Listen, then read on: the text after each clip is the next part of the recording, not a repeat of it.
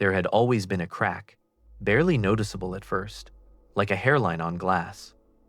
I, David, grew up believing that my older brother Chad was my hero and protector. But over the years, that crack widened, turning into a chasm filled with quiet contempt.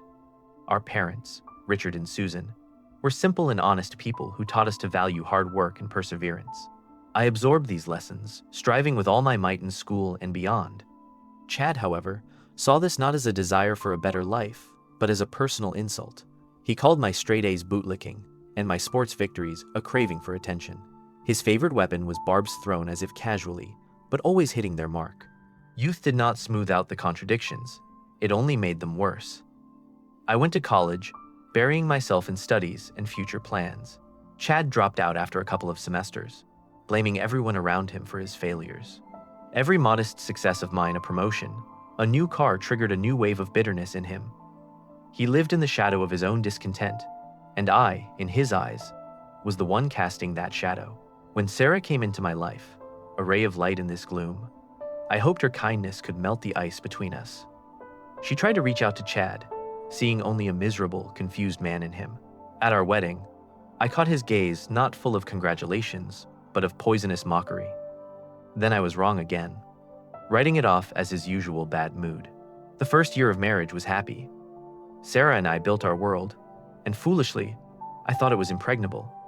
Then Chad started showing up. At first, rarely, then more often. He came when I was at work, under the pretext of dropping by for a minute. Sarah, with her compassionate heart, urged me to be more tolerant. "He's your brother, David. He's trying," she said, and wanting to believe in the best, I let the snake slip into our paradise. I began to notice small things. Too loud laughter that quieted when I entered the room. Their conversations cut off mid-sentence. Sarah became irritable, finding reasons for quarrels where there had been none before. And Chad, with sudden boldness, began giving me advice on how to be a good husband. The irony was suffocating. A man incapable of managing his own life was teaching me about marital happiness. The climax was banal, like in a cheap melodrama. I decided to surprise Sarah by coming home early from work with a bouquet of her favorite flowers. The silence in the house struck me as strange. Then I heard muffled voices from our bedroom. My hand instinctively reached for the door handle. What I saw forever split my life into before and after. Chad was not embarrassed or scared. In his gaze, there was not remorse, but triumphant contempt. Later, when Sarah, sobbing, packed her things, he found me alone. The mask finally fell. "You always had everything, David," he hissed.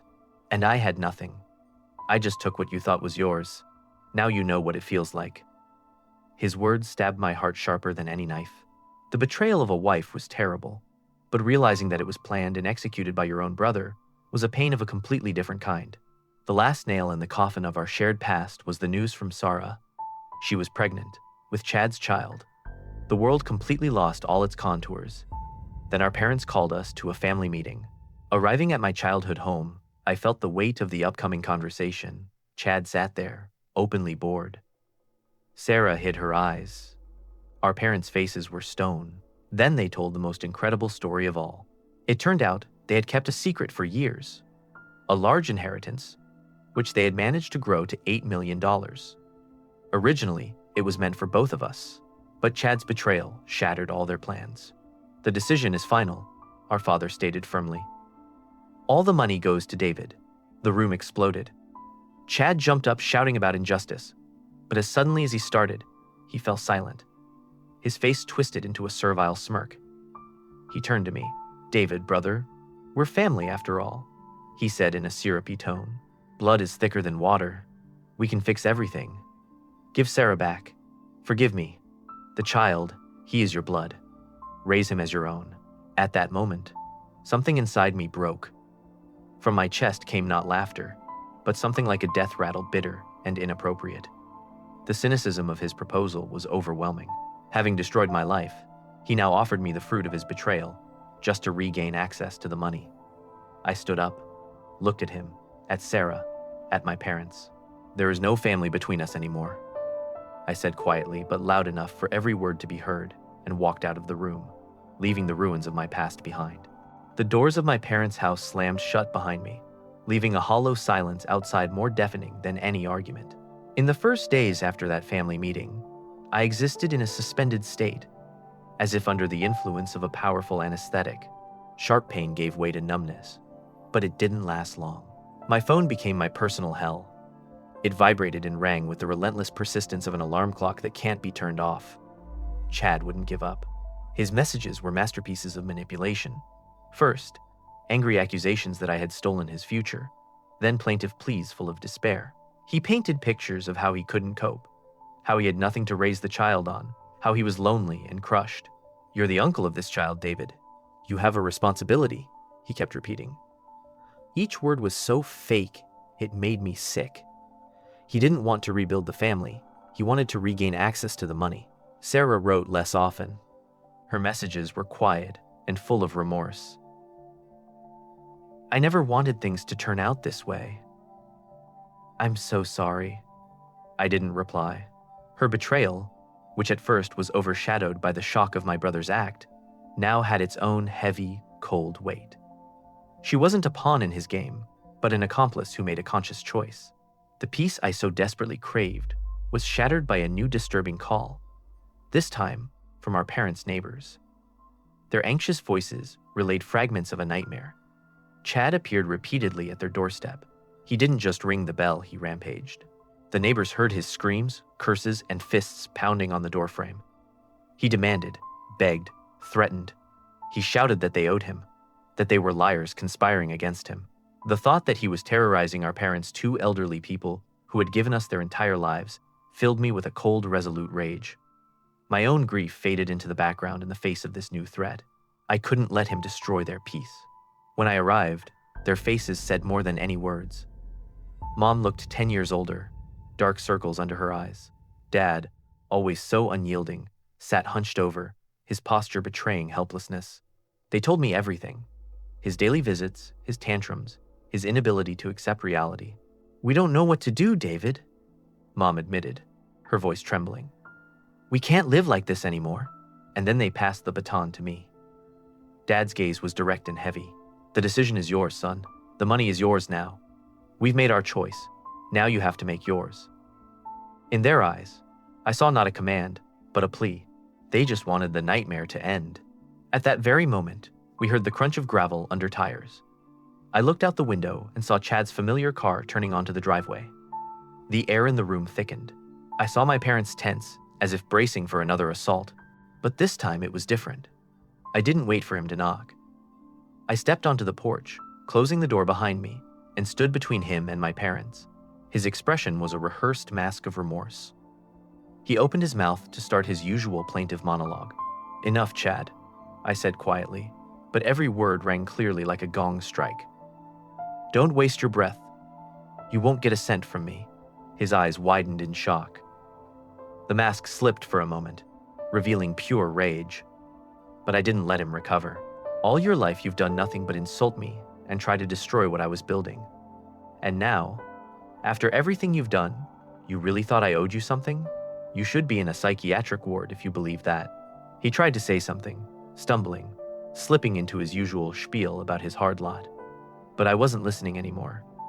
I saw my parents standing behind the glass door, and that gave me strength.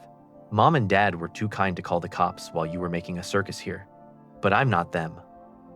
I took a step forward. "If you show up here again, if you even once disturb them, I will call the police.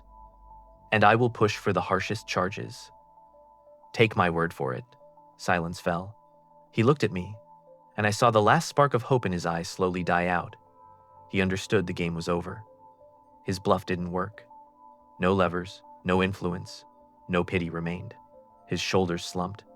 Rage gave way to emptiness. After struggling with himself for a few seconds, he silently turned, strode to his car like a whip, and drove away. This time without scenes or shouting. I stood on the porch, breathing the cold air, feeling the weight I had carried all my conscious life lift from my shoulders. For the first time, I wasn't just defending myself. I had won. Returning to the house, I saw my parents' faces tired but calm. The battle was won, but I already knew the war was not over. The hardest decision was yet to come. The silence that settled after Chad left was of a different kind. It wasn't emptiness. It was filled with relief. At my parents' house, there was finally the smell of peace, not fear. We drank coffee at the kitchen table, and the conversation flowed smoothly without the previous tension. They were Richard and Susan again, my mom and dad, not the tortured victims of their own son. The following weeks brought the long-awaited official closure. My divorce from Sarah was nearly finalized. Since she didn't contest it, the process was quick and impersonal, like signing business documents. The lawyer handed me a sealed court envelope, and I placed it in the desk drawer.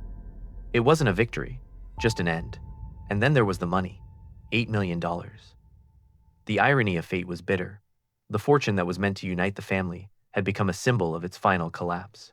I felt no triumph looking at the figures on the bank statement. I felt responsibility.